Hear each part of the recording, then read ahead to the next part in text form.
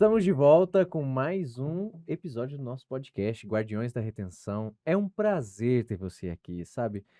Eu e meu sócio ator, a gente trabalha duro para poder trazer uma galera de peso realmente para levar conteúdo para você, empresário. Nós temos aí acompanhado que tem bastante gerente, bastante colaborador assistindo o nosso podcast ou ouvindo no Spotify, Comentando, comentando. curtindo, Esse né. conteúdo foi legal, A tal segunda coisa. temporada, graças à galera aqui também da Hype, de HiPod, o Luizão, uma equipe fantástica, a gente tá proporcionando maior qualidade para vocês, fantástico. E dessa vez, assim, não quero usar essa palavra dificuldade, mas assim, foi árduo a gente conseguir gravar esse episódio. Compatibilidade das Aham, agendas. a gente foi se desencontrando, encontrando, marcava, desmarcava, mas você não podia, aí a gente ia gravar com outra pessoa e tal, e a gente foi se adaptando e deu certo agora. A gente também fazia tempo que não se encontrava. Não, e a consequência É. inevitável do sucesso, né, esse Uhum. desenvolvimento do podcast, de todos os empreendimentos de vocês, Uhum. acho que a gente tem que comemorar, na verdade, essa dificuldade, porque é a consequência inevitável do sucesso. Sim, Ah, dando as honras aqui, né? Seja é. muito bem-vindo, Pedro. Mais uma Muito vez. obrigado. Mais Esteve, uma vez, esteve né, com a gente Pedro? na primeira Muito obrigado, é temporada. uma honra estar aqui e volto a fazer os elogios que fiz naquela primeira oportunidade em relação à iniciativa de vocês, né, trazer um podcast com a multidisciplinaridade, com todo esse viés cultural que agrega muito para a vida de qualquer profissional de qualquer setor, seja o pequeno empreendedor, o médio, o grande. Eu venho acompanhando o conteúdo que vocês estão elaborando, as pessoas que vocês vêm trazendo aqui, inclusive é algo que me faz ficar muito contente, né, de ter sido selecionado nesse ramo aí tão vasto de grandes personalidades do nosso Ah, estado. não tem como você não ter sido selecionado, né, Então eu Pedro? quero parabenizá-los, que é uma iniciativa com um viés e com impacto cultural muito significativo e muito importante para o nosso estado. Parabéns, viu. E também complementando, Pedro, eu acho que é bem importante ressaltar, né, as conexões que a gente foi fazendo para encontrar, por exemplo, semana passada ou retrasada, a gente faz parte da Anshan, né, câmera americana e tal, aqui do Mato Grosso do Sul, e chuta quem que palestrou lá? O O Heitor. Heitor? O Ah, Heitor. E é um aí ele grande chegou assim: amigo. "Pô, já te conheço, né, e tal". E aí eu falei do podcast: "Cara, eu quero estar lá". Ele falou assim Legal, pra legal. gente, né, E outro então grande personagem do mundo do empreendedorismo no nosso ele é estado, viu. fantástico, Pessoa cara, incrível. fantástico, uma visão muito expansiva, né, e eu acredito que até a gente vai falar um pouco sobre isso, sobre expansão de negócios, sobre planejamento empresarial, estrutural, também essa parte jurídica, que também é a base, né, Pedro, que constitui também as áreas de atuação sua, né, então é bem bacana para isso. Sim, nessa questão do podcast em si, quando nós começamos, a iniciativa era levar a educação, né? Que é inclusive, um dos valores da Retemax, educação, dar poder ao empresário através da gestão, só que ele tem que entender o que que é a gestão. Então, trazer grandes players, trazer pessoas de referência, né? Só que abriu portas para nós, né? Desde as pessoas que puderam estar sentadas, ou as pessoas que falaram, cara, eu gostaria de estar lá com vocês, etc. E a gente já começa a falar de pessoas fora do estado, vim só para gravar, sabe? Esses dias eu fui dar Incrível. um curso de gestão empresarial, aí eu falei assim, vou chamar um empresário, quem que eu vou chamar? Né? A gente tem hoje uma abertura muito grande dentro das empresas. Falei, cara, quer saber? Eu vou chamar o Paulo da MyCook, né? Que é um dos donos da MyCook, 60 unidades no país, hoje ele já tem mais, etc. Ele falou, cara, eu vi que vocês têm um podcast lá. Eu falei, pô, eu penso. Então, assim, esse canal aqui em si, ele é muito instrutivo, não somente para o nosso ouvinte, mas para nós também. Sentar na mesa com você, poder conversar sobre os assuntos, muitas vezes não é um assunto que a gente lá embaixo vai conversar, ou seja, numa conversa, que a gente sempre ensina muito um pro outro. Mas aqui é uma oportunidade de a gente falar direcionado, né? Com Que certeza. legal. E vamos lá, a gente também vai partir para o assunto aqui do podcast, né? Só lembrando, já sigam a gente aí nas redes sociais, é sempre bacana pedir, né? Depois você vai deixar as suas também, né, Pedro? Já sigam, já dê os likes, né, necessários aí pra gente aí no YouTube. Só lembrando e reforçando, meu nome é Arthur Maximiliano, estou aqui com meu sócio Anderson Miguel. E hoje estamos aqui com o nosso convidado, Pedro Garcia. Pedro, se apresenta aqui para a galera, para eles entenderem. Eu sei que você já esteve na primeira temporada, né, do podcast. Hoje estamos na segunda temporada aqui, reforçando o podcast, mas se apresenta para ela, para a galera, finge que ninguém te conheceu, né, e tudo mais. Bom, meu nome é Pedro Garcia, sou advogado, especialista em direito contratual, tenho um mestrado nessa área, professor do Tribunal de Justiça aqui justamente em direito contratual, e hoje administro um escritório em Campo Grande, né, aqui em Mato Grosso do Sul, São Paulo e Santa Catarina, cuja o nosso foco, nosso ideal, nosso propósito é justamente a elaboração de projetos de estruturação patrimonial e empresarial para o desenvolvimento do setor. Sim. Verdade. Quando você fala todas essas palavras, né, muitas vezes eu sou até bonito para o nosso ouvinte, assim, contratual, estrutural e etc. Patrimonial. Patrimonial. Explica para nós e para quem nos está ouvindo, todas essas questões têm um tamanho adequado para a empresa adquirir ou não? Essa é uma ótima pergunta. E realmente é por aí que começa mesmo a noção de todo esse projeto jurídico do nosso escritório, né? Eu costumo dizer que, assim, primeiro ponto, lembra lá do mito da caverna? Todo empreendedor no Brasil, de qualquer setor, inclusive jurídico, ele tem que compreender que ele precisa sair dessa caverna, parar de olhar só para aquele ambiente limitado que está vinculado ali às paredes da própria empresa. O que quero dizer com isso?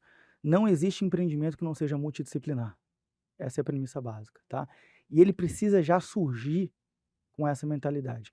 Eu costumo falar que, assim, o planejamento, seja um planejamento, financeiro da empresa, um planejamento, de brand, de marketing, também jurídico, ele é ele é a fundação da construção do seu prédio. E nessa fundação, você tem que respaldar toda a estrutura que você vai desenvolver em diversos pilares.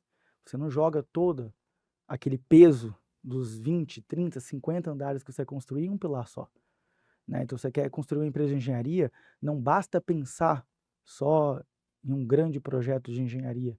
Você tem que pensar em contabilidade, tem que pensar, por exemplo, em planejamento tributário, em bons contratos, em uma boa marca, né.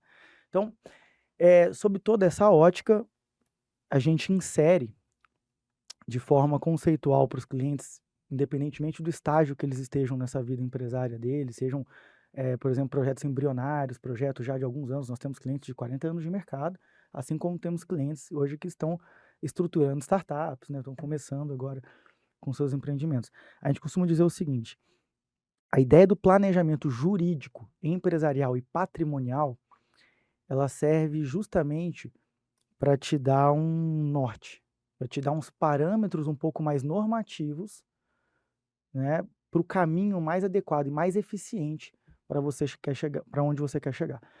Como assim? Um dos passos desse planejamento e um dos iniciais é uma análise de risco, tá? A gente começa por aí. Primeiro, tudo que você faz na sua vida tem risco, tá? Você vai atravessar a rua, você pode ser atropelado. Mas a ciência do risco faz com que você tome medidas para mitigá-lo, né. Então você procura uma faixa de pedestre, no caso, né, no exemplo que eu dei, você olha o sinal. Então a ciência de que você pode ser atropelado faz com que você tome medidas preventivas. Quando você pensa em um projeto empresarial que já está em andamento ou que você ainda pretende executar, é a mesma coisa, tá. E a compreensão desses riscos é fundamental dentro de um cenário jurídico, vamos dizer, de insegurança, né, que nós vivemos no Brasil em relação à volatilidade de decisões judiciais, à alteração sistemática de legislações, e a complexidade, na verdade, né, quando você fala de direito para empresas, você fala de direito do consumidor, você fala de direito trabalhista, você fala de direito tributário, você fala de eventualmente previdenciário, contratual. Então é uma vastidão de conteúdo técnico. E se o empresário não compreende muito bem quais são as consequências potenciais jurídicas da atividade que ele exerce, ele está dando um tiro no escuro. Ele não sabe exatamente da onde pode vir, aliás, esse tiro, né. E quando o problema bate na porta dele, ele está desestruturado para esse problema, né. Quantas pessoas e quantos grandes projetos no Brasil já não sofreram uma ruptura ou então até mesmo um fim antecipado por ausência de planejamento trabalhista. Aí acumula-se um passivo trabalhista ao longo dos anos e de repente começa a vir sistematicamente uma série de ações. Por problemas de planejamento sucessório. Aliás, existe um estudo da FGV que dispõe que mais de 90% das empresas familiares do Brasil, mais de 90%, encerram-se na segunda geração, na segunda transição geracional, por ausência de um planejamento adequado sucessório. Pedro, deixa eu te interromper um pouquinho rapidamente, né? Um dos nossos focos de trabalho aqui da RT Max tem sido muito atuar em negócios tradicionais, trazendo inovação para eles. A inovação é uma questão assim muito particular para cada negócio, muitas das vezes assim implementar um sistema de atendimento diferenciado, uma tecnologia específica, uma parte organizacional ali para trazer clareza para o empresário, ou muitas das vezes a parte financeira ali ter os dados e informações de formas assertivas. Por exemplo, hoje eu estava mais cedo numa reunião com um dos nossos clientes, e aí ele fala assim, não, é eu mesmo e Irene. Ele até usou essa frase, né? Aí nós estávamos com a Isa, né, a nossa líder financeira, e aí eu tava discorrendo com ele, aí ele falou assim, não, aqui essa é manutenção. Eu falei assim, imagina você conseguir exatamente quanto que tá entrando só de manutenção, né? Ele tem imobiliária, né? Desse valor ou do seguro que vem exatamente.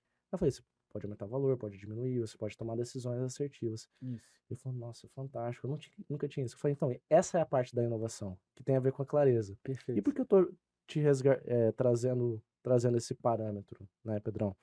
Só para a gente poder conversar assim. Muitas das vezes o empresário ele não está tendo essa noção de onde vir. Tanto que a gente até conversou lá, eu te levei naquela reunião lá com o Vitor Ferzelli, né? A gente trocou ideia, trazer a clareza e trazer também os fundamentos. Eu acho que isso que é importante da sua área de atuação, porque existem os fundamentos da parte da gestão, da parte empresarial, onde que nossos serviços, eles flertam bastante entre um e o outro, né? Assim, acho interessante do ponto de vista cultural que você está dizendo, até saindo um pouco do jurídico agora, porque para mim é muito claro que se alguém busca o extraordinário, a premissa básica é que você tem que sair do óbvio, você tem que sair do limite da sua própria área, né? Então, assim, para você ter a maior empresa, por exemplo, de tecnologia do Brasil, você não pode entender só de tecnologia. Porque a premissa é que seus concorrentes têm o potencial de entender a mesma coisa que você entende. Então, se você faz o mesmo, ou então se limita a fazer o mesmo que o potencial do seu concorrente faz, por que você vai ser melhor? Né? Então, por isso que eu falo, a complementariedade é o que dita a extraordinariedade. Você não alcança o extraordinário se você não busca isso. Você não alcança o extraordinário se você não começa a sair dessa caverna, se você não sai desse tema técnico e começa a explorar segmentos que se conectam com ele, né? Eu, por exemplo, quando eu fui desenvolver esse tipo de assessoria jurídica voltado ao planejamento empresarial, planejamento patrimonial, evidentemente eu tive que ler livros de administração de empresas, precisei ler livros que talvez vocês Teoria nem geral das consigam conectar, organizações. vocês talvez nem conectem diretamente com o tema, mas livros de filosofia, tem uma pós-graduação em filosofia, psicanálise. Mas como assim? Porque são todas ciências que de forma direta ou indireta falam de organização social, falam de eficiência de relações.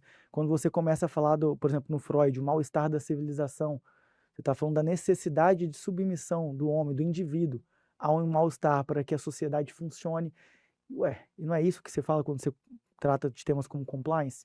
A necessidade de modulação de condutas, de repente, limitação de uma vontade muito individual, muito subjetivista, de um sócio até dentro da empresa.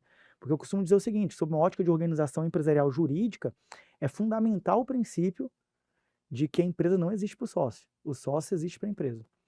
Só que para implementar isso, por exemplo, o sócio tem que se submeter a esse mal-estar, que é uma base da psicanálise, que é uma base também conectada à filosofia. Por exemplo, quando você fala do Rousseau, do contrato social, que é, na verdade, a teoria que enseja toda a ideia de Estado democrático de direito, de Constituição Federal, você está falando disso, uma norma da supremacia do interesse público sobre o individual, independentemente de que for esse individual. Porque hoje nenhum presidente da República tem liberdade plena de fazer o que ele quer. A Constituição também modula os poderes dele. E por que não numa empresa? Porque numa empresa existe uma premissa, por vezes, de que o sócio está acima da própria empresa. De que o sócio é aquele rei absolutista, né? O Estado sou eu, a empresa sou eu. A monarquia empresarial. Isso é algo assim que eu entendo inadmissível dentro de uma pretensão de profissionalização do projeto empresarial e que, por vezes, é o fator determinante para a falência dos grupos econômicos familiares. E até vou além, Pedro, e é por isso que você está aqui no episódio, né? Por que eu falo isso, né? A gente se conhece de longa data, né? Então, a gente até está conversando hoje mais cedo, né? Acho que é importante também a gente falar assim, como que geraram essas conexões, como que a gente te trouxe até aqui. Temos uma amizade de longa data. E todas as vezes, depois da criação da Retemax, eu e o Miguel, a gente conversando com você, a gente consegue fugir da caixa também. A gente é responsável, muitas das vezes, para os empresários a eles criarem a caixa primeiro, né? Terem a caixa, porque é importante ter os fundamentos. e depois, aos poucos, entender essa ideia de fugir da caixa. E com você também está sendo isso, né? A gente poder fugir da caixa, você falar de grandes nomes, de grandes empresas que trazem essa outra perspectiva de como a gente muitas das vezes tomar decisão sobre o nosso negócio. Isso. E isso é muito importante a gente poder refletir, né? Eu não sei se E isso é interessante, porque assim, voltar na filosofia, né? Uma das grandes ideias dos ensaios filosóficos, debates filosóficos, é você começar a sair um pouco do vício cognitivo da repetição, sabe? Aquela coisa de se limitar a pensar só no arroz e no feijão todos os dias, né? E começar a se propor sair da caixa, sair da caverna, né? Uhum, E aí vamos falar um pouquinho agora da conexão desse preceito com o planejamento empresarial, de ótimo. expansão, né? Uma coisa que a gente faz dentro dessa leitura de análise preventiva, de análise de características, de individualidade de empresas, é justamente compreender a potencialidade de segmentação das atividades empresariais. O que te traz não só a vantagem de explorar novos mercados de forma mais eficiente, utilizando o que você já tem como expertise, como eventualmente também te traz uma expectativa de um bom planejamento tributário, questões nesse sentido. Vamos lá. Você tem uma empresa hoje de, suponhamos aqui só para exemplificar, tá? Engenharia. Na sua empresa de engenharia, você tem um estoque, né? Você provavelmente tem um bom fornecedor para esse seu estoque. Você tem uma série de subsegmentos ali, dependendo do tamanho da sua empresa de trabalhadores. Por exemplo, você pode ter pedreiros, você pode ter, por outro lado, os engenheiros, né? Então, você tem uma organização ali que tem, normalmente, essas características ali definidas. Por que não pensar num projeto de expansão empresarial e aproveitar o que você já tem? A princípio. Então, ao princípio, ao invés de você buscar novos mercados alheios ao seu, começa a se conectar com essa ideia de expansão com o que você já tem. Por exemplo, por que não aproveitar esse potencial que você tem para aquisição de produtos para esse mercado e abrir uma empresa de venda de mercadorias para o setor de engenharia? Por exemplo, você já tem uma conexão com um bom fornecedor. É uma segmentação da atividade. Essa mesma empresa, dentro de um viés, por exemplo, de uma relação que a gente pode desenvolver como de joint venture, parceria comercial, pode também trabalhar, eventualmente, com cessão de produtos, enfim, para você mesmo, dependendo do projeto, né? Por que não pegar esses trabalhadores que você tem mais braçais e fazer uma empresa de terceirização de mão de obra? É uma coisa que você já domina. E é um novo segmento de mercado. E uma empresa que existiria eventualmente não só para servir o seu projeto principal, mas também para, como eu falei, terceirizar a mão de obra para o mercado. Porque de Já é repente você uma está nova num fonte de período, receita, você né? está num período ali que você não tem uma grande obra, você está pagando folha salarial. E você não está com uma obra ali que demanda toda a sua folha salarial. Por que não aproveitar isso? Sim, É o início, entende? Então, assim, eu estou dando um exemplo aqui, assim, um pouco, talvez desestruturado, mas eu acho que é um exemplo claro da, de como que você começa a enxergar um pouco fora da caixa a sua própria atividade quando você se propõe a uma análise um pouco mais organizacional, e a gente vai tangenciar questões de compliance, um pouco mais de segmentação de organogramas na sua empresa, ao invés de entender toda essa análise de forma genérica, sabe? Tudo se mistura, tudo é a mesma coisa, não é assim. Na empresa você tem setores, cada setor tem um procedimento técnico, cada setor tem um orçamento próprio, cada setor, inclusive, dentro de uma lógica que pode ser avaliada sob o prisma contábil, ela tem a sua importância no faturamento, ela tem sua importância nas compensações. Então, por exemplo, você pode olhar uma parte da sua empresa, dependendo do segmento, que aquele setor ali dentro de um todo é um setor que, em tese, poderia caracterizar um déficit contábil. Veja, você tem um lucro na sua operação, tá? Mas quando você segmenta os setores da sua empresa numa análise de planejamento, você entende que assim, olha, esse setor aqui, o setor, ele é déficit contábil. Por quê? Porque o custo que você tem ali de mão de obra, o custo que você tem de insumos, o custo que você tem operacional ali é superior em tese, do ponto de vista proporcional, ao que aquele setor ali especificamente traz de ganho, porque não é um setor de captação ou coisa nesse sentido. O que você está falando aí? De uma grande estratégia de planejamento tributário, porque você pensa sobre a ótica de lucro real, por exemplo, você estruturar uma holding e segmentar uma empresa, por exemplo, em 3 CNPJs, uma mesma operação, tá? Então o lucro é o mesmo. Só que você pegar essa operação e vai fatiá-la em 3. Você consegue pegar uma parte da empresa como essa, trazer um déficit contábil, que te traz o quê? Um grande benefício fiscal. Um grande benefício fiscal. Então, é assim, esse tipo de análise que parte, que a gente parte na assessoria jurídica quando eu falo de uma análise investigativa no início, sabe? De compreender quais são os riscos, compreender quais são os potenciais, e aí que eu falo de planejamento. Porque, pessoal, não é uma coisa, planejamento, isso é muito importante dizer também, que a gente vive na era da geração da ansiedade, né? Então pensa esse planejamento como na semana que vem, não é isso. O planejamento, ele parte de uma leitura e de um projeto, que às vezes propõe uma mudança gradativa, uma mudança que não é aquela mudança abrupta, porque dentro de uma estrutura de gestão, você pega uma empresa de 40 anos de mercado e você propõe uma mudança abrupta, essa empresa quebra. Você está falando de uma cultura que está sendo sistematizada e repetida há 40 anos, aí de repente muda tudo, você fatia a empresa, cria setores novos, leva uma parte dessa empresa para uma outra sede, muda a metodologia de operar. Calma, não é assim. Adaptação também, né? Se Adaptação, por isso que a adaptar, palavra é planejar. planejar. Planejar é óbvio, com também metodologia de execução. Não é só Uhum. sonhar, é planejar. Aqui a gente trabalha muito nessa parte também, Pedro, de assim, o empresário ele começar a enxergar além do operacional. Porque muitas das vezes, e até ali o empresário que tem uma empresa assim, que a gente conhece, tal, de 200 colaboradores, 100 colaboradores, ele ainda está no operacional. Você fala assim, mas como que é possível? Ele tem tanta gente e tal, É, pá. As pessoas se perguntam, mas ele está no operacional. Ele está tomando decisões extremamente operacionais. Ah, não, porque tem que ter meu toque, tem que ter minha visão, né? Que nem a gente comentou ali do rei, né, e o tal. estado sou eu, né? Então, o Estado sou eu. Então, ele enxergar essa parte operacional, qual que é a diferença da parte operacional, da parte do quê? Muitas das vezes da tática. Por que que a gente fala? Vamos dizer que ele está no estratégico, ele se capacitou, né, teve treinamento, alcançou lá, e tem a parte operacional.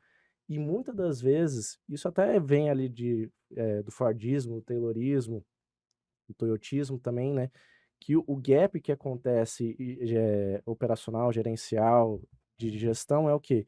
O gap tático, que é o quê? Colocar, treinar, moldar bons líderes, contratar, né, para que essas pessoas estejam ali, porque muitas das vezes eles vão ter ali esse ponto de pressão, tanto da parte estratégica para tática, e também do operacional para o tático. Então tem essa pressão. Então tem que qualificar essas pessoas táticas, e isso vai trazer. Inclusive, vou citar um exemplo, né? A gente está num cliente, uma operação, que eles são diretores, vamos chamar de são diretores, atuam lá, e também tem pessoas ali no operacional que fazem ações operacionais. Aí eu falei assim, só esse detalhe, cara, sabe o que eu mudaria aqui, se vocês me derem, a gente construir, né, essa oportunidade? Vocês não têm nenhum gerente, vocês não têm nenhuma pessoa, um líder, essa parte tática, que o quê? Que vai não executar, mas coordenar essas ações aqui. E eles, como assim? Falei, não, essa pessoa ela vai resolver esses problemas, vai orientar essas pessoas, vocês vão passar as demandas para essas pessoas, que vão passar essas demandas para essas pessoas. Que também é um grande dilema, sabe, Pedro? Que hoje Isso é tem muito essa. interessante, que pensa-se a empresa hoje muito da diretoria para baixo.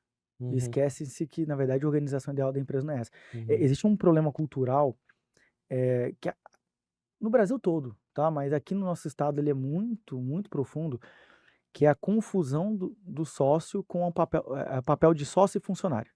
Né? E isso limita a expansão, porque chega uma hora que o sócio fica sobrecarregado na operação, então ele se torna mais funcionário do que sócio. Isso é péssimo para o desenvolvimento do projeto empresarial. Né? E são papéis muito distintos. E aí vem um submundo desse planejamento, um subtópico desse planejamento, do planejamento empresarial, que é o compliance. Quando a gente fala do compliance societário, você está falando de uma estruturação principiológica e normativa que permita, de repente, também, gradativamente, eu te falei que a mudança não pode ser abrupta, né? Que o sócio cada vez mais seja sócio e menos funcionário, né? Para isso acontecer, precisa de alguns fatores. A gente fala muito sobre a necessidade, isso é fundamental, não dá para abrir mão, de distribuições claras de competências ordinárias para os setores da empresa. Porque o que acontece hoje? Você pega um contrato social de uma empresa aqui, faturamento de 300 milhões ano, aqui no nosso estado. É um contrato social de uma página no meio que todo mundo é sócio administrador. Aí tem 3 sócios. Vai comprar uma caneta. Fica 6 meses discutindo se a caneta vai ser azul ou se vai preta. Porque todo mundo manda igual. São 3 sócios, fica aquela briga. Discutiu, vai ser preta. Ah, vai ser Bic ou vai ser Montblanc. Acabou o ano, você comprou a caneta. Uhum, Você entende que isso uhum. é péssimo sob uma ótica de critério de eficiência de gestão? Porque é ausência de regra. E a ausência de regra, ela traz à tona o quê? O excesso de subjetivismos, o excesso passional, que é péssimo para a estrutura empresarial, quando a paixão se sobrepõe à razão, porque chega uma hora que eventualmente é ego, né? Então, assim, às vezes você nem faz questão que a caneta seja preta, mas só porque o Arthur falou que é azul, agora eu quero preta. Entende? Então, essa ausência de estrutura clara normativa para decisões de empresa, de metodologia de gestão, ela traz uma estrutura muito infantilizada quando você pensa do ponto de vista social. Né? Quando você pensa numa família sem regras, você está pensando numa família que tem uma estrutura infantilizada de relação. Né? E aqui na empresa é a mesma coisa.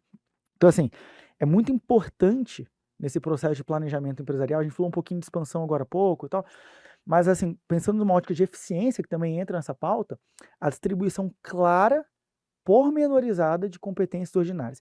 E aí a gente costuma sugerir o seguinte, que a princípio, essas competências ordinárias sejam atribuídas às diretorias da empresa, que têm que ser implementadas de formas objetivas e até costumo sugerir que seja feita a implementação das diretorias no contrato social, como anexo do contrato social lá na junta, tá? Para ser um documento público, para ser um documento com força perante terceiros sobre a publicidade jurídica dela, né?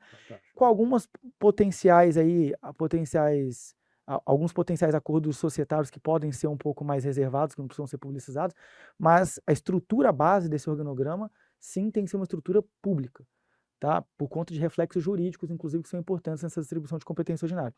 E aí você atribui ao Conselho Deliberativo a competência extraordinária da empresa, de eventuais intervenções na diretoria, em casos de equívocos, em casos de abuso de poder também desses diretores, né? E nesse processo gradativo, Arthur, quando você pega uma empresa que, por exemplo, existe há 40 anos, tá? É claro que você não vai fazer isso, assim, contrata um empresário para ser diretor hoje, não é assim? Porque toda a cultura da empresa foi estruturada para o sócio funcionário, né? Que a gente estava falando há pouco. Então, evidentemente que a princípio, talvez a sugestão seja que os sócios mesmos assumam essas diretorias no primeiro momento, mesmo que o conselho deliberativo também seja formado por eles com poder de intervenção. Mas só da gente dar esse primeiro passo, deixando claro quais são as competências ordinárias de cada sócio, primeiro, trazendo regras também para a decisão, você acaba com a decisão de churrasco, né, que também acontece. Chega final de semana, os caras vão almoçar, fazer um churrasco e decide comprar. Isso é péssimo. Aquela decisãozinha de churrasco no final de semana. Você tem regras de decisão, porque as decisões extraordinárias é só conselho deliberativo. Você tem regra. Também necessários para Exato. tomadas de A reunião decisão. ordinária tem que ser convocada com 15 dias antes, com uma pauta pré-determinada. Então, todos os sócios chegam nessa reunião com poder de deliberação e voto e chegam preparados para isso. Porque você avisa 15 dias antes quem vai presidir a sessão, quem está convocando a sessão extraordinária. Olha, daqui a 15 dias estou marcando uma reunião extraordinária do conselho, cuja pauta é essa, e pronto, todo mundo vai estudar, todo mundo vai pesquisar o tema, vai chegar com parecer contábil, parecer jurídico, parecer de qualquer setor que seja, e aí você cria uma decisão pensada, estruturada. Não é aquela decisão no susto, eu acho isso, eu acho aquilo, vamos olhar no Google aqui, calma, é a sua empresa. E para você ver, né, Pedro, como que é importante, né, e o poder que muitas das vezes os empresários não veem, né, das reuniões, né? Porque Estruturadas. Estruturais, com certeza. Por que eu falo isso, né? A gente atua em alguns clientes, né, e aí eu observo, né? A gente observa, né, faz uma análise, né, basicamente isso, né, estrutural, organizacional. Aí eu falo, cara, vocês não conversam, vocês não têm conversas estruturadas, não se reúnem. Se você tá falando que a pessoa tem um cargo ali de supervisor, coordenador e tudo mais, gerente, né? Só que vocês não se reúnem. Como que fica o fluxo da informação? Por meio do WhatsApp. É péssimo isso. Você tá entendendo? E aí, empresas grandes, Pedro, empresas grandes. É a primeira questão que eu falo, o poder da reunião do que de ter. E eu vou até trazer uma inovação aqui pra gente conversar. Existe hoje uma IA, uma inteligência artificial, que a gente poderia estar deixando aqui, ó. A reunião está acontecendo, a gente deixa gravando aqui. E ela faz a ata. Ela faz a ata da reunião. Perfeito. É isso mesmo. Entendeu? Inclusive, então isso é fantástico. E só complementando, Pedro, desculpa te interromper. Claro, claro. E a segunda questão, só para te complementar, é a questão da infantilização empresarial. É que você comentou ali, você falou assim, infantilização. Uma anarquia, né? Infantil, uma né? anarquia, assim, de competição entre as pessoas. E muitas das vezes eu vou até além, Pedro, de misturar nessa questão de infantilização, família, irmãos, A parte passional, né? irmãos, esposas, esposos, filhos, né? Então fica que nem você falou, a anarquia empresarial, porque tem infantilização. Eu tava até conversando mais cedo hoje, eu cheguei a essa reflexão, e por acaso a gente tá conversando sobre isso. Tem empresas que a gente acaba virando o garoto de recado dos sócios, entre eles. Só que hoje a gente já consegue identificar, através da maturidade, que certos problemas é falta de comunicação. Eu nem preciso ler o relatório. Eu já sei. Eu não preciso perguntar para eles se eles conversam. A gente já sabe. Principalmente quando está respaldado em muitas coisas que poderiam ter sido resolvidas de formas mais fáceis. Então a gente já sabe que ali não tem comunicação. É nesse ponto, inclusive, quando a gente fala de toda essa estruturação, que talvez aí o pequeno e médio esteja nos escutando, falando, cara, onde que isso entra no meu jogo? É importante a gente sempre falar que independente do que você tem ou do que você seja, o próximo passo ele sempre tem que estar guiado pelo passo anterior. Com certeza. Então o planejamento ele nos guia muito nisso. Eu e o Arthur, a gente sempre fala que nós temos as reuniões semanais para poder fazer alinhamento. E essas reuniões elas têm que estar, não pode ser, e realmente isso, não pode ser baseado no que a gente Você tem que criar o acha. espaço do crescimento, né? Isso E a mesmo. estruturação desse planejamento é o espaço que você tem para crescer. Vamos pensar o seguinte, exemplo banal, tá? Mas fica muito claro. Eu tô na academia hoje, quero crescer, quero ganhar músculo e tal. Você não vai comprar a camiseta do seu tamanho de hoje.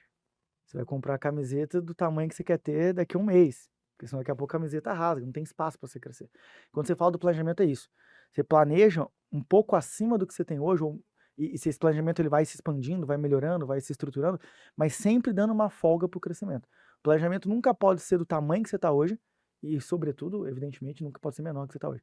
E tem um ponto que vocês falaram aqui, você falava pequeno, médio empresário, você estava falando um pouco sobre essa importância da reunião, eu queria conectar esses dois temas que vocês trouxeram com outro aspecto, que é além do direito, que tem muito mais a ver com psicanálise, que é o poder da simbologia para o ser humano. Os seres humanos são os seres da simbologia, é o bicho do símbolo, eu falo. Né? As palavras são grandes símbolos, as roupas, tudo, o ambiente, tudo isso é um grande símbolo. E os seres humanos são pautados por isso.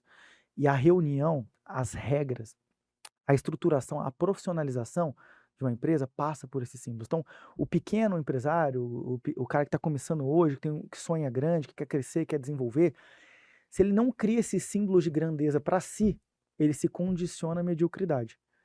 Se ele não coloca na cabeça dele, dentro de uma capacidade de autodeterminação, eu vou ser grande e vou agir como se grande fosse, ele está fadado à mediocridade. Né? Eu costumo falar assim que o ser humano talvez tenha duas grandes capacidades assim, como animal. Né? Uma delas que é a capacidade de percepção, que é uma coisa que a gente está perdendo, a gente vê tudo e percebe pouco, né? A gente vê tudo e não percebe nada hoje em dia. Né? Capacidade de percepção, percepção de padrões. Vocês estavam falando, a gente entra na empresa hoje, a gente consegue perceber quando tem falta de comunicação. É capacidade de percepção, vocês estão olhando o padrão e analisando. Nós construímos o mundo assim. Né, olhando os astros, olhando o tempo, olhando a agricultura foi desenvolvida assim, o calendário foi desenvolvido assim, a política foi desenvolvida assim, a sociedade, tudo foi desenvolvido com base na capacidade de percepção. Capacidade de percepção, portanto, atribuindo ela a esse sistema todo, tem muito a ver se eu me percebo como grande, se eu percebo que existe esse espaço, então vamos estruturar isso, vamos mostrar, vamos trazer essa capacidade de percepção para todos que integram a nossa estrutura empresarial. Porque lembra o seguinte, os sócios, uma figura de analogia, são os pais da empresa. Então o que você faz tem reflexo no seu filho, que é o seu funcionário. Então se você age como grande, você se percebe como grande, seu filho te percebe como grande também. Por quê? Por conta desse outro ponto que a gente estava falando, capacidade de autodeterminação. Segunda grande qualidade do ser humano, na minha opinião. Justamente do ponto de vista estrutural, tudo isso que a gente tem hoje aqui, sociedade, costumes e tal, ser uma grande invenção, o ser humano ele tem esse potencial de se inventar e se posicionar de forma simbólica como aquilo que ele acredita ser. Né? Uma vez eu vi uma entrevista curiosa, até saindo do mundo empresário, falando de Cristiano Ronaldo, jogador de futebol. E ele falou assim, cara, quando eu era criança, adolescente, na minha cabeça eu já era o melhor do mundo. Então meus amigos me chamavam para ir para festa, eu falava, não posso, o melhor do mundo não vai para festa. Ele não era o melhor do mundo, só que ele se autodeterminou assim e se tornou. Né? Então tudo isso é muito importante para o empresário compreender. Tá, e quando a gente fala desse planejamento, de pegar um documento, que às vezes eu recebo essas perguntas no escritório. Eu sou muito pequeno para fazer um conselho deliberativo na minha empresa. Hoje a minha empresa sou só eu e minha esposa. Hoje a minha empresa sou só eu e o meu sócio, um negócio pequeno. Para que criar tanta regra e tal? Cara, você quer crescer? Você se vê aonde daqui a 5 anos, daqui a 10 anos? Você não quer criar esse cenário aqui agora? Ele Você não acredita quer que isso daí vai engessar o crescimento. Você não quer fertilizar o terreno para isso? Aí que Sim. tá, mas é o contrário. É o Eu contrário. citei o exemplo agora há pouco da caneta. A ausência de regra que ingessa o É isso crescimento. mesmo. Quando você não tem a regra, você fica 1 ano para comprar caneta, exemplo que eu dei agora há pouco. Você fica 1 ano discutindo com o seu sócio se a caneta que você vai comprar é azul ou preta, e quando você decide que é preta, você vai decidir se é Montblanc ou Bic, e acabou o ano. Por quê? Porque todo mundo é sócio administrador igual, todo mundo decide tudo igual, todo mundo manda em tudo igual. Isso E que aí você falou você de símbolo, Pedro, desculpa, pode continuar. e aí você rompe o critério técnico da gestão, você traz um amadorismo para suas decisões e você potencializa a chance da paixão sobrepor a razão nas decisões empresariais. Porque, como eu te falei, com a ausência de regra e com a divisão de choque de poderes que no papel e do ponto de vista de repercussão jurídica são os mesmos, você entra possivelmente numa briga de egos. Porque se, por exemplo, vocês dois têm capacidade de decidir tudo, vocês são sócios. Vocês dois se enxergam como, vamos falar assim, chefes. Vamos supor que o Brasil tivesse 2 presidentes da República, tá? Nós dois temos as mesmas competências institucionais e nós dois nos consideramos grandes líderes, muito, muito inteligentes, muito técnicos, muito capazes. E aí o presidente Arthur decide uma coisa ou decide uma coisa contraditória. Vocês entendem que isso abre um espaço para uma briga de ego significativa? Que, inclusive, eu estava falando da ruptura do critério técnico como algo péssimo do ponto de vista de eficiência de gestão, mas, inclusive, potencialmente gera a dissolução da sociedade. Quantos casos eu não recebi no escritório de dissolução da sociedade por conta disso? Por conta de decisões banais da empresa que começaram a criar uma certa rusga. Ele acha que eu não consigo decidir, ele acha isso, ele é muito arrogante, ele não sei o que e tal. Acabou a empresa. Acabou. Porque você pauta a decisão num critério muito mais subjetivo e individual do que num critério técnico. E aí vem aquela coisa que nós falamos lá no início. A premissa do planejamento patrimonial jurídico é a estruturação de normas que façam que os sócios percebam, ou então, se não percebam, se submetam involuntariamente à ideia de que a empresa não existe para o sócio existe para a empresa. O sócio é só mais um mecanismo na empresa e só serve para a empresa enquanto ele funcionar como mecanismo. Esse poder da simbologia, né, Pedro, é muito importante. E, assim, querendo a gente ou não, nessa parte de cultura organizacional, de gestão, liderança, né, os símbolos são esses artefatos que vão constituir Isso. ali para que tenham o quê? Primeiro, que nem você falou, as regras do jogo, qual que são as regras da empresa, como que eles vão jogar isso dentro da empresa, quais são os próximos passos também. A gente foi lá na empresa autogerenciável do Marcelo Germano, o IAG, agora em dezembro, né? E aí a gente teve algumas conversas bem legais. Tem uma galera que é assim, um grupo 300, não era? Né? Que, assim, um dos valores dele, olha só que doideira, Pedro. Um dos valores deles é café. Café. Um dos valores, né? Tá ali no manual de cultura, no regimento interno e tudo mais, manual de conduta, café. Aí eles foram, interessante, né? E aí eles foram entrevistar, né, as pessoas ali para um cargo de liderança, né, que eles queriam crescer, então eles decidiram trazer de fora, né, essa pessoa. E aí dentro disso aí, a pessoa chegou no escritório, sentiu o cheiro de café, e falou assim, cara, nossa, aqui o escritório de vocês é tudo café, né? Que é um símbolo também, né? Do olfato. E aí, eu não gosto de café. Rompeu. Rompeu. Isso é Nem continuou, interessantíssimo, porque quando a gente fala dessa estruturação, e agora focar um pouco mais no compliance, tá? O compliance, eu costumo falar que tem 3 pilares fundamentais, entre tantos outros, tá? Evidentemente, um que é o mais conhecido, que é a segurança jurídica, mas que tem que ser compatibilizado com outros 2. Eficiência, então por isso que o compliance não engessa, porque ele tem que ser equilibrado com o critério de eficiência, por exemplo, nessa questão de decisão. E um terceiro que tem tudo a ver com a ideia do café, que é princípio.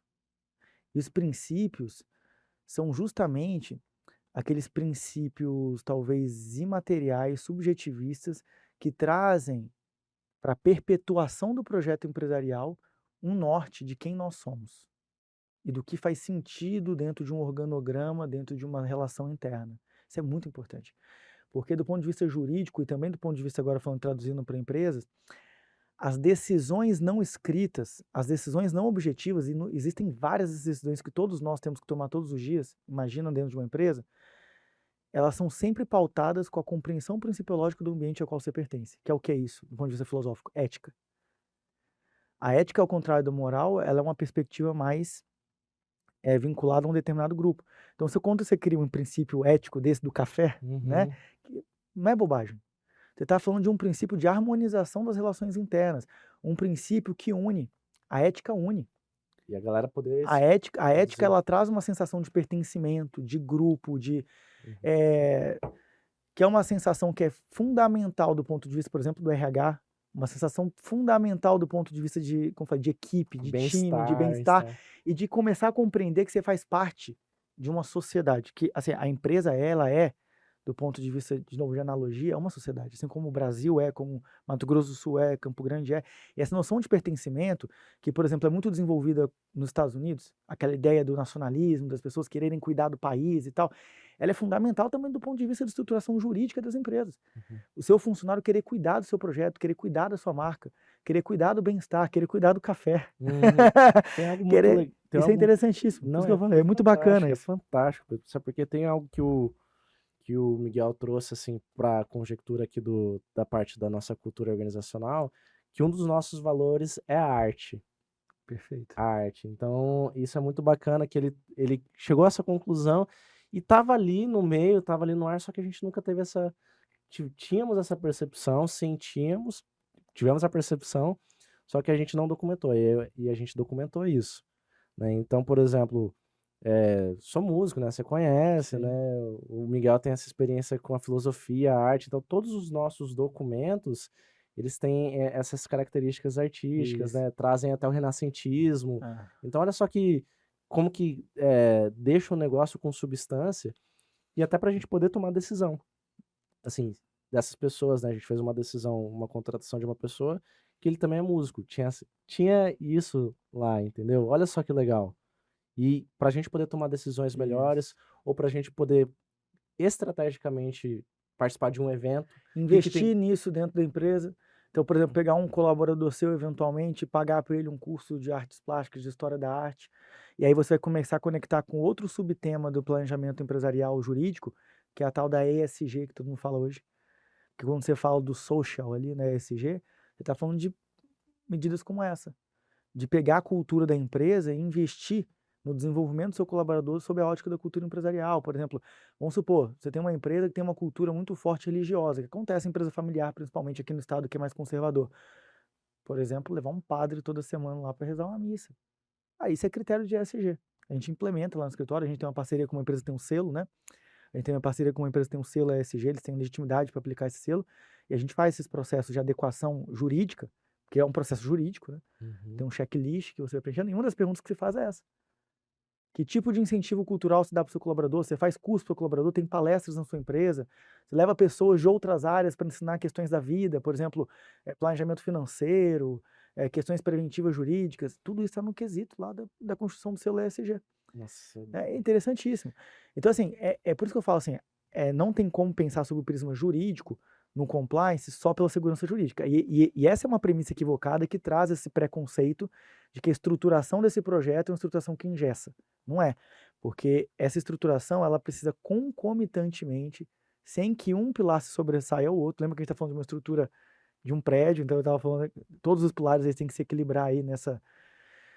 Então, concomitantemente, você tem que trabalhar segurança jurídica, eficiência e princípios.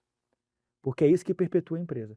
Esses dias eu fui comprar uma roupa, história interessantíssima, na Zenha, Hermenegildo Zenha, que é uma alfaiataria italiana, super famosa lá em São Paulo. Tá?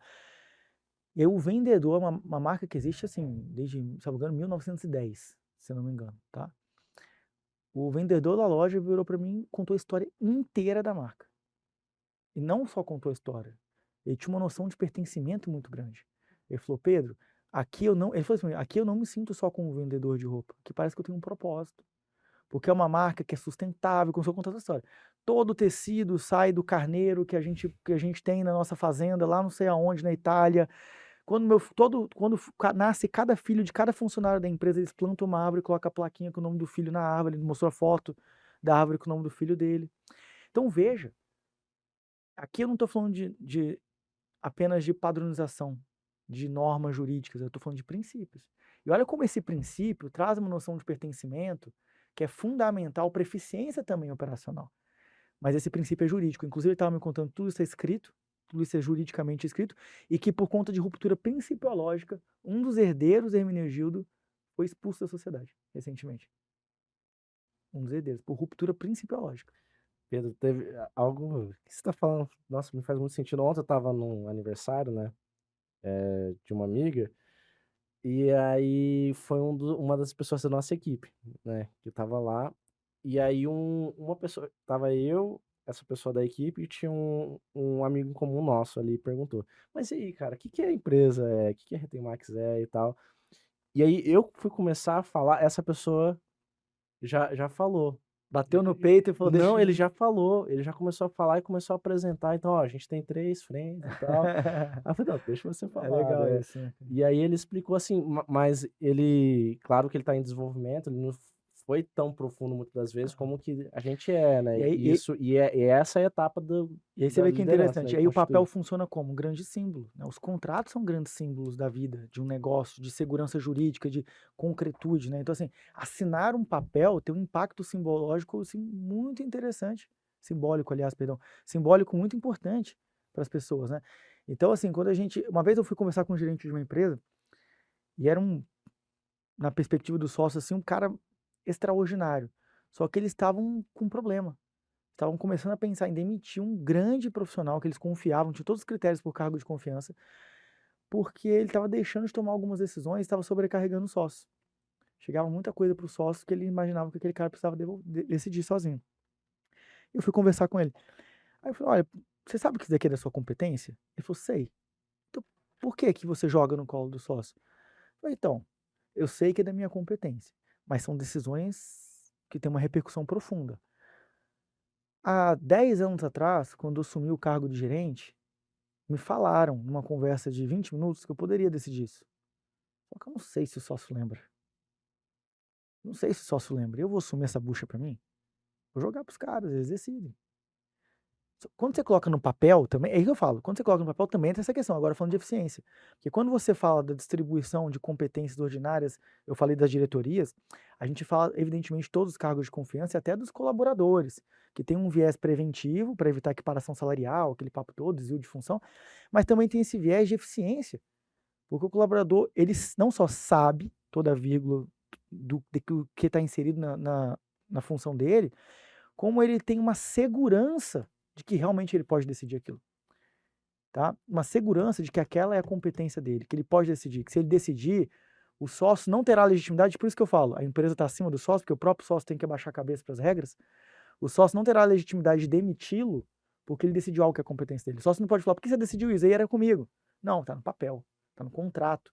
E Uhum. esses regimentos todos que nós implementamos na empresa são contratos, É tá? um Não é artefato, aquele né. regimento que você coloca na parede falando que você quer a paz mundial, acabar com a fome do mundo, não é isso. Uhum. É um contrato, né, que eles assinam, que os trabalhadores se submetem, mas os sócios também se submetem. Por quê? Porque o que manda é a empresa. É a supremacia do interesse público sobre o individual. E Pedro, olha só, vou trazer isso à tona, do que você está falando, da parede, né, paz mundial, e eu vou trazer um dos trabalhos da Retemax, né, para você entender um pouco aqui, a gente deixar um pouco palpável, né.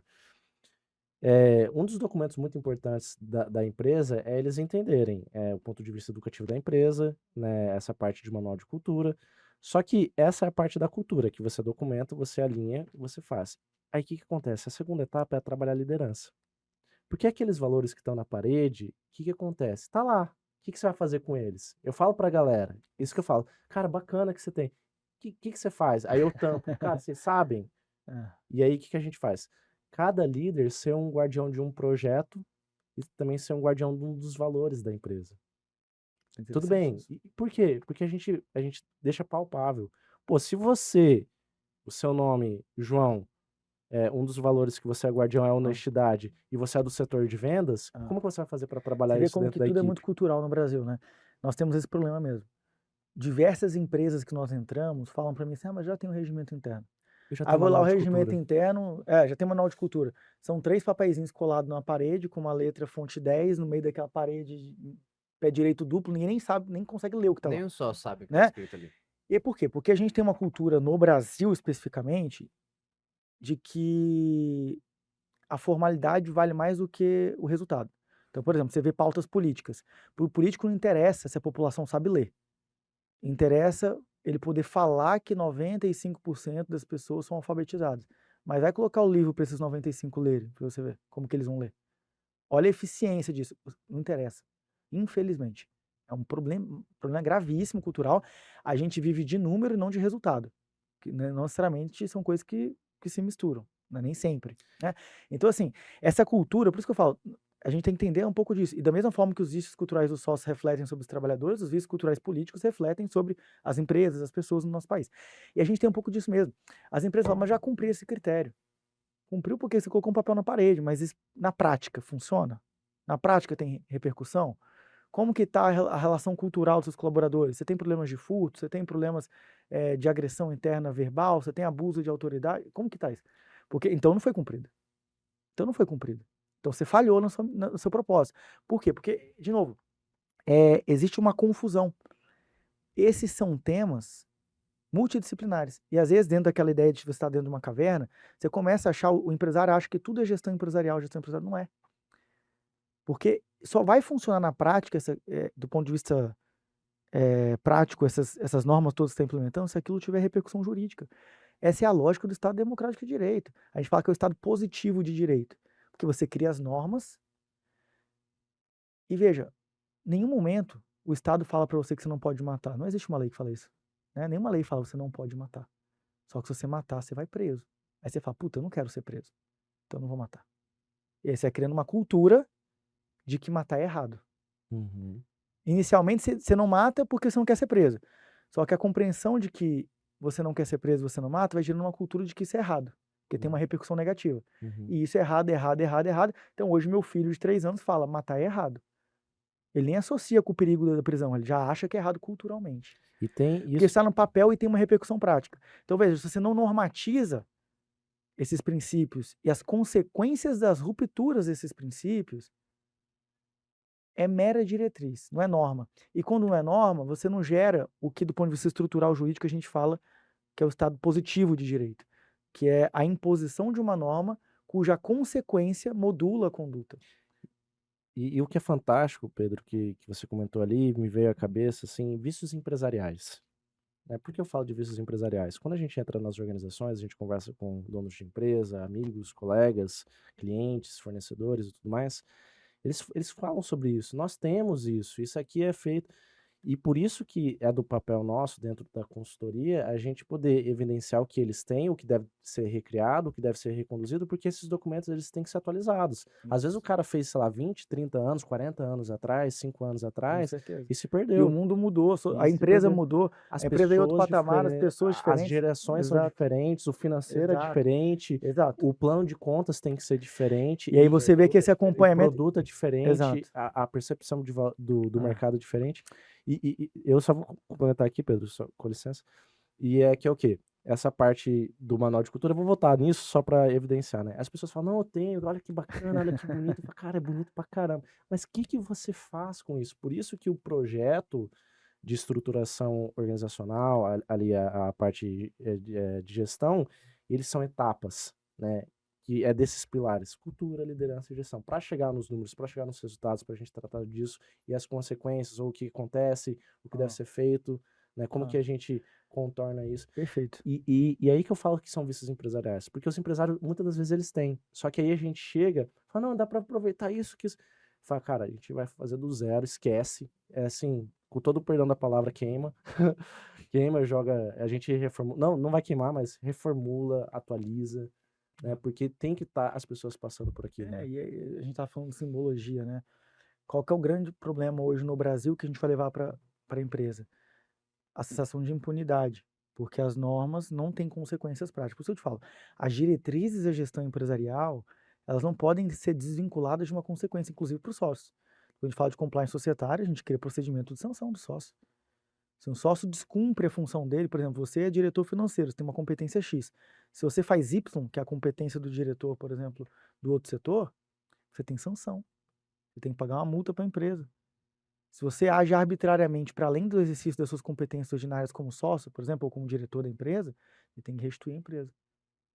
Ele tem que pagar o prejuízo que a empresa teve. E Pedro, Ele deixa eu tem, te inclusive, fazer um até uma... processo potencial de expulsão da empresa. E como que Então, assim, a gente consegue criar isso, caso o empresário esteja perguntando até do que você executa, a gente consegue criar isso para líderes, a gente consegue criar isso para a parte operacional, como que funciona? Só pra... perfeito. Na verdade, quando você fala do compliance societário, você fala justamente disso.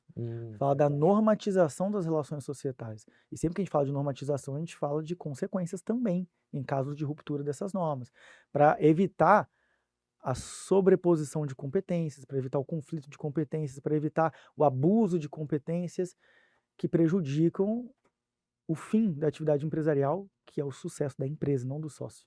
Sim, mas eu acho que você estava falando também na questão de colaborador, né? De colaborador. Ah, sim, colaborador. No Tipo colaborador, assim, o meu gerente. sim, a gente trabalha com isso também.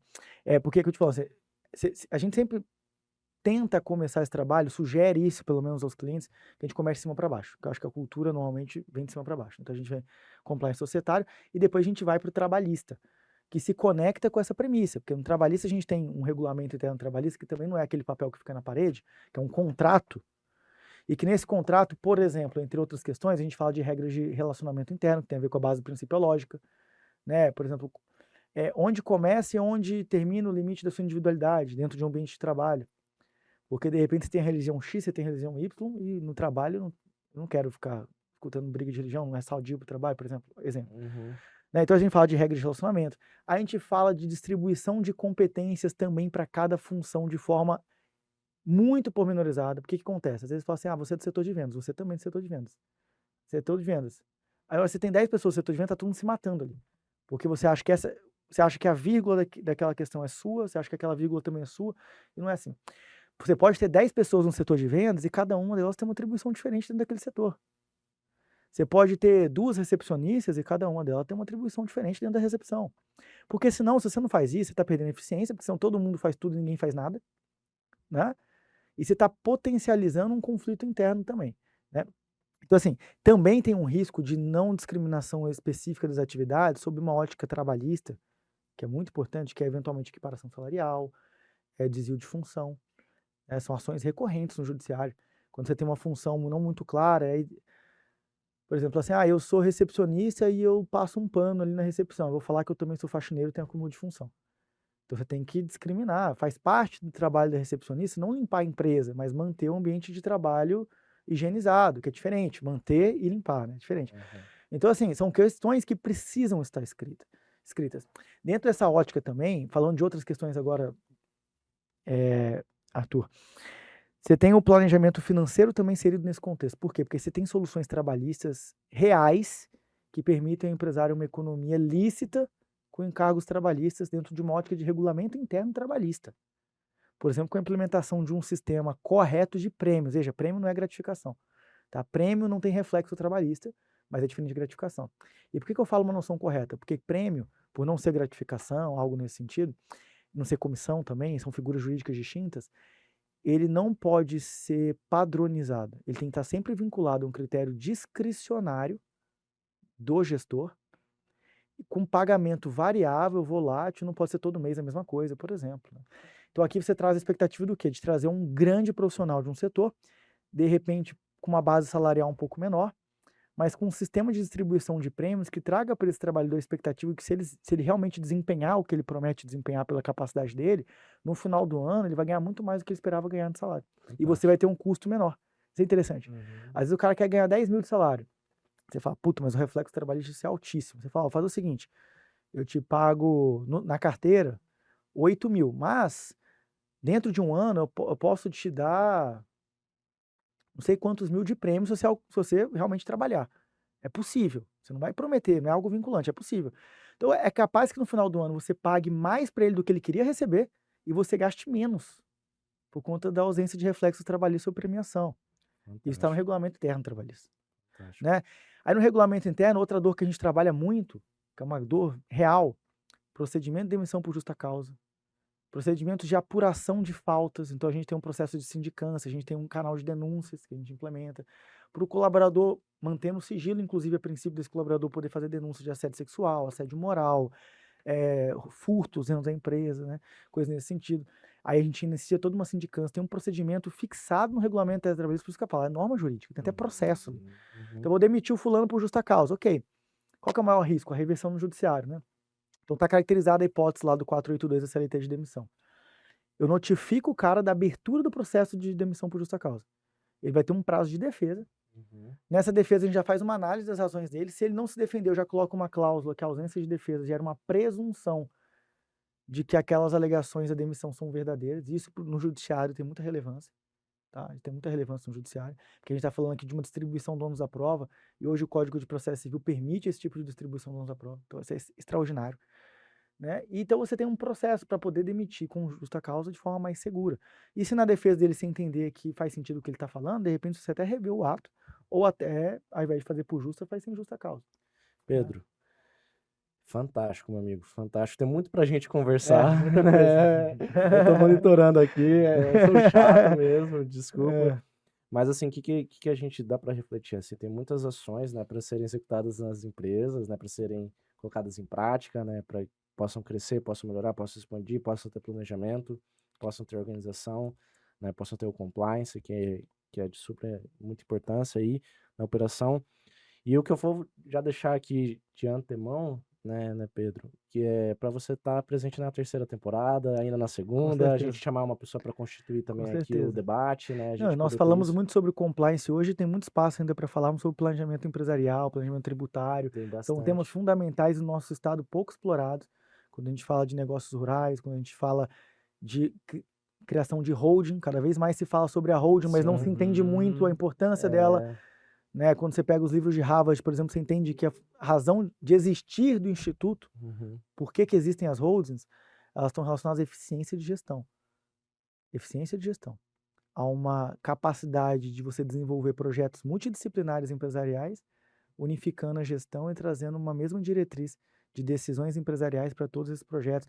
Capacidade de expansões distintas. Então, numa holding, você pode ter um segmento que é franquia, outro segmento que não é, um segmento que é joint venture, outro segmento que você tem um sócio investidor. Então, vamos falar sobre esses temas também com o maior prazer. Acho que culturalmente é algo importantíssimo de nós trazermos para o nosso estado. Quero agradecer mais uma vez o espaço que vocês me deram, mais uma vez ratificar também, e eu insisto nisso, a importância do projeto de vocês, como que isso tem uma repercussão social fundamental para o desenvolvimento do estado, porque quando a gente fala de profissionalismo, a gente fala de desenvolvimento econômico, quando a gente fala de desenvolvimento econômico, a gente fala de desenvolvimento do estado. Então é muito importante, muito bacana o projeto de vocês, meus parabéns. Viu? Obrigado, Pedro. Obrigado, meu sócio. Sempre uma aula isso, né? E mais uma vez é o nosso cuidado de levar pro pequeno e médio um conteúdo de qualidade. Onde que se escuta tudo isso, né?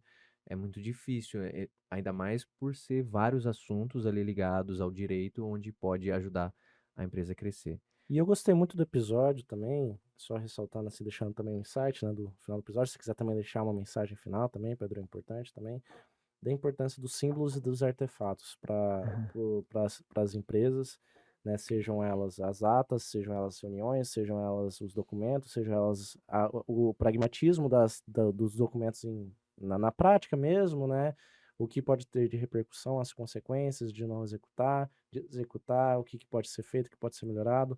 Então, eu acredito que tudo isso, né, reflete e faz muito sentido, né, a Retemax, inclusive trazer você, né, Pedro, além da amizade, além do agora estamos como profissionais, né, empresas, né, e de porque assim, tudo que a gente está fazendo, na realidade, a gente está buscando um propósito de desenvolvimento, que nem você falou, seja do estado, seja da cidade, seja do Brasil, seja do mundo, né? Então tem muito isso que eu considero que a gente tem muito o que melhorar para as empresas, para as pessoas, né? É isso. E assim, falando um pouco da multidisciplinaridade, que foi uma pauta que nós tocamos hoje, é uma pauta que eu defendo como cidadão. Acho que a gente vive hoje uma geração que tem a maior capacidade de acesso à informação e usufruímos muito mal disso, que a gente vê tudo e percebe pouco, né? Uhum. Então falta aprofundar os temas e nos complementarmos de fato como seres humanos e também como empresários. Eu costumo muito citar uma frase do Hegel, filósofo alemão, sobre a evolução humana, que ele fala que, ao contrário dos demais animais, a evolução humana não é uma mera eclosão inconsciente e despropositada, é uma luta constante contra si mesmo. Né? Então, a mensagem que eu quero deixar é essa, para qualquer empresário de todos os setores que estão nos assistindo. Façam mais, busquem mais além daquilo que está inerente à sua zona de conforto. Se você é engenheiro, pesquisa sobre arquitetura, pesquisa sobre economia, pesquisa sobre contrato. Se você é advogado, pesquisa sobre gestão, pesquisa sobre contabilidade. Vão para além da sua caverna. Lutem contra si mesmo. É aí que está a evolução, aí que está o caminho para o extraordinário. Muito obrigado. Maravilha. O insight que ficou muito forte hoje é que regras são ferramentas de gestão e ajudam no crescimento. Isso daí foi muito legal, porque com certeza eu vou usar isso. Né? A gente precisa usar bastante isso. Os empresários eles acreditam que sobre ele não existe regra. Só sobre aqueles que estão com ele, né? Isso É. foi muito bom, Pedrão. E vou fazer uma alusão aqui, né? Tem um livro, né, do CEO lá do Netflix, que é a regra não ter regras. Mas eu acho que conforme a gente conversou aqui, a regra é ter regras. Sim. Porque a Porque regra, inclusive, é alterável, né? é Não tem alterar, problema. a gente Mas mantém, sobre mas a ótica do interesse público, e até eu já tinha encerrado, mas é importante falar isso. Eu fiz a minha tese do mestrado, foi muito pautada essa ideia de interesse público, do ponto de vista social. E na época eu estava lá em Girona, na Espanha, pesquisando livros e consegui encontrar uns livros do absolutismo, né? Aí você vê a diferença da interpretação do interesse público ao longo dos anos. Na época do absolutismo, o interesse público é o interesse do rei. E sob a ótica de estruturação de um Estado democrático, e a gente tem que pensar a empresa mais ou menos nessa ótica, a ideia do interesse público, ela é justamente uma ferramenta para a limitação do poder do rei. É justamente pelo interesse público que a gente sabe que o presidente da República tem que submeter a regras, que o governador, que o prefeito, que toda a estrutura, ela também está limitada a uma regra que está acima dela. Então, na empresa tem que ser assim, senão as coisas não funcionam. Se você começa a confundir muito o interesse da empresa com o interesse do sócio, você tem um potencial de ruptura com eficiência financeira, de confusão de contas pessoa física com contas pessoas jurídicas, né? Que na média e pequena empresa isso infelizmente é recorrente. Então, assim, a compreensão de que, por mais que as regras sejam reajustáveis e precisem ser reajustáveis, dada a evolução do projeto, da evolução da empresa, as regras de gestão precisam existir. Precisam existir porque elas são as diretrizes, elas são os parâmetros que todos aqueles que integram sua estrutura, dos sócios aos funcionários, têm para tomadas de decisões. Elas são, na verdade, a clarificação de dúvidas que potencialmente surgem. Aliás, quantos empresários não perdem tempo explicando a mesma coisa todos os dias para funcionários? E aí está no papel, cara, é só pegar o papel ali. Né? Então, assim, as regras, elas são muito importantes pelo óbvio, porque como animais nós só sobrevivemos, nós só obtemos sucesso como espécie porque nós nos submetemos à regra. Vale lembrar da obra do Freud, O Mal-Estar da Civilização, que eu mencionei no início, o Rousseau também no Contrato Social. Então, às vezes a gente tem essa sensação na geração atual de querer desfazer tudo, jogar todos os valores para o alto, né? Essa coisa de ruptura com o que o pessoal fala que é o conservadorismo. Calma, pessoal. Existe uma história. E evolução não é reescrever a história. A evolução é seguir a partir do agora, com tudo que já foi construído. E nós somos, sim, frutos de regras, frutos de símbolos e frutos de toda essa história que nos precedeu. Então não adianta você querer reinventar a roda, não adianta você querer rasgar o livro de história e achar que você vai reinventar o mundo. Calma. Rasgar os livros de gestão, né? Evidentemente que inovação é fundamental e hoje é a pauta do mundo. Mas inovar está muito inerente a evoluir. E evoluir é seguir a partir de agora. Você pegar o que você tem como base, entenda o que você tem, estude o que você tem, aprenda o que você tem, e ciente disso, com esse poder intelectual, com esse poder cultural, você cria, você evolui, você anda. Maravilha. Faça as honras, então, Artuzeira. Só pra gente condensar as informações aqui, Pedro, né? Também, Antes de encerrar, né? Muito tempo, né? O cara chato que condensa, organiza, né? Mas a missão da Retém Max, né, é moldar e elevar pessoas, né? Então, isso é muito bacana. Todas as pessoas da nossa equipe sabem disso, a gente deixa isso muito bem claro. Né? E com esse objetivo, né, a gente chega à conclusão aqui do episódio, né? Que o empresário tem que se atualizar, tem que se modernizar, tem que ter as regras, as empresas têm que ter as regras ali para condicionar e para que possa crescer. Né? Então é que você falou, a evolução, você estuda o que foi feito até agora para você poder dar os próximos passos. Né? Isso mesmo. Fantástico, então, Pedro, Muito agradeço novamente. Então, nos vemos nos próximos episódios aí. A galera tem muito episódio para assistir, tem mais de 40. O do Pedro ali foi da primeira temporada e tamo junto, pessoal. Sigam a gente, curtam esse episódio e nos vemos no próximo. Valeu, muito obrigado, um abraço. Até mais.